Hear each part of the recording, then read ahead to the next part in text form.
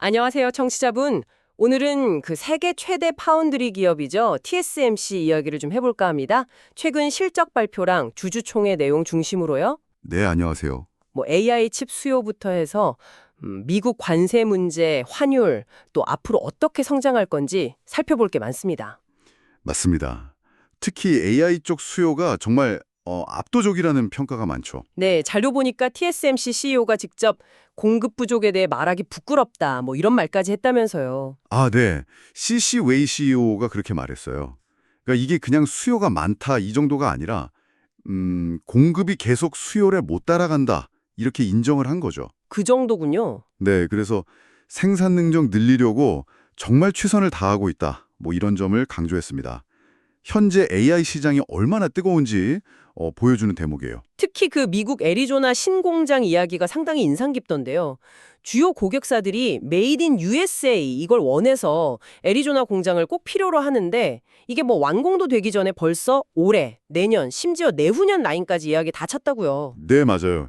이게 정말 이례적인 상황이죠. 정말 그러네요. 이게 그냥 시설이 부족해서가 아니라 뭐랄까 지정학적인 요충지의 안정적인 생산 기지를 확보하려는 그런 빅테크들의 전략적인 수요, 이게 큰 거고요.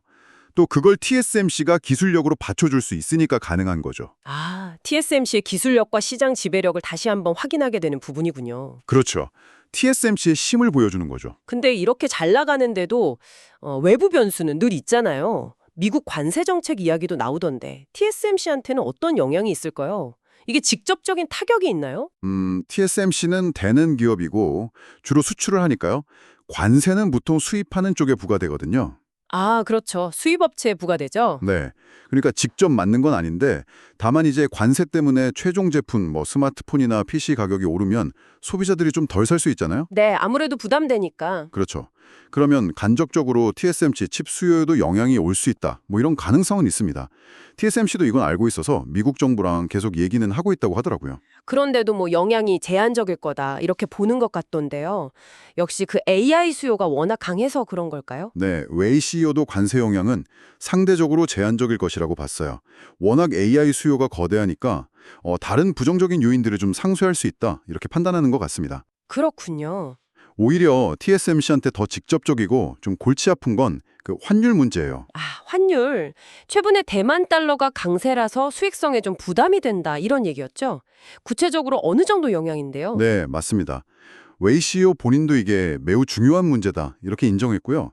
매출 총 이익률에 바로 영향을 준다고 했어요. 바로요? 네, 대만 달러가 미 달러 대비해서 1% 오를 때마다, 그러니까 절상될 때마다 매출 총 이익률이 0.4%포인트씩 떨어진대요. 0.4%포인트요? 네, 근데 최근에 거의 8% 가까이 강세를 보였으니까 단순 계산만 해도 수익률이 한 3%포인트 이상 하락할 수 있다. 이런 계산이 나오는 거죠. 와, 3%포인트면 정말 큰데요. 근데 여기에 대해서 TSMC가 할 수 있는 일이 없다, 뭐 이렇게 얘기도 했다면서요. 아, 그 발언은 이제 환율 자체를 회사가 어떻게 마음대로 할 수는 없으니까 그런 현실적인 어려움을 이야기한 걸로 보여요. 근데 동시에 열심히 하고 기술에서 세계 1위를 유지해서 우리가 받아야 할 가치를 팔아야 한다. 뭐 이렇게 강조도 했거든요. 아, 기술력으로 정면 돌파하겠다? 그렇죠. 결국에는 압도적인 기술력 그리고 거기에 맞는 가격을 받아서 환율 변동성을 극복하겠다. 이런 의지를 보여준 거죠. 참 여러 도전 과제가 있는데도 2025년 성장 전망은 또 되게 밝게 내놨더라고요. 네, 맞아요. 강력한 AI 수요가 계속되고 다른 분야들도 조금씩 회복될 거다. 뭐 이런 기대감에 힘입어서요. 2025년에 미국 달러 기준으로 매출이 24%에서 26% 성장할 거다. 이 목표치를 다시 한번 확인했습니다. 24에서 26%요? 대단하네요. 네, 이게 단순히 웨이퍼 생산만 하는 게 아니라 뭐 첨단 패키징이나 테스트까지 다 합쳐서 이걸 이제 웨이퍼 제조 2.0이라고 부르던데 이런 종합적인 서비스로 업계 평균 성장률을 계속 넘어설 거다. 이런 자신감을 보이는 거죠. 아, 웨이퍼 제조 2.0. 그러니까 칩 만드는 전후 공정까지 다 아우른다는 거군요. 네, 맞습니다. 글로벌 경기가 좀 불안하다는 우려도 있는데 자신감은 여전하군요. 그럼 투자 계획은 어떤가요? 뭐 중동에 공장을 짓는다거나 경쟁사인 인텔이랑 협력한다거나 이런 소문도 있었잖아요. 아, 그 부분은 확실하게 선을 그었습니다. 중동 지역의 팹, 그러니까 반도체 공장 지을 계획은 절대 없다. 이렇게 딱 잘라 말했고요. 절대 없다. 네.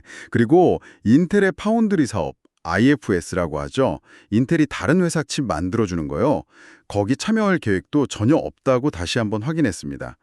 지금은 그냥 첨단 기술 계속 앞서 나가고 또 고객들 수요 맞춰서 공장 늘리는 거, 특히 미국 애리조나 공장 확장에 집중하는 모습이에요. 애리조나 공장, 그 4나노 공정 가격을 최대 30% 올릴 수도 있다. 이런 소문도 있던데 이것도 그런 비슷한 맥락으로 봐야 할까요? 네, 뭐 아직 루머 단계이긴 한데요. 만약 그게 사실이라면 아무래도 애리조나 현지 운영 비용이 좀 높기도 하고 또 앞서 계속 얘기했던 것처럼 AI 수요가 워낙 폭발적이니까 TSMC가 가격 결정력을 강하게 가져가려는 걸로 해석할 수 있겠죠. 그렇군요. 오늘 쭉 이야기를 들어보니까 TSMC가 AI라는 정말 강력한 엔진을 달고 막 달리고 있는데 동시에 뭐 관세라던가 환율 같은 이런 외부 파도랑 계속 싸워야 하는 그런 상황이네요. 네, 정확하게 보셨습니다.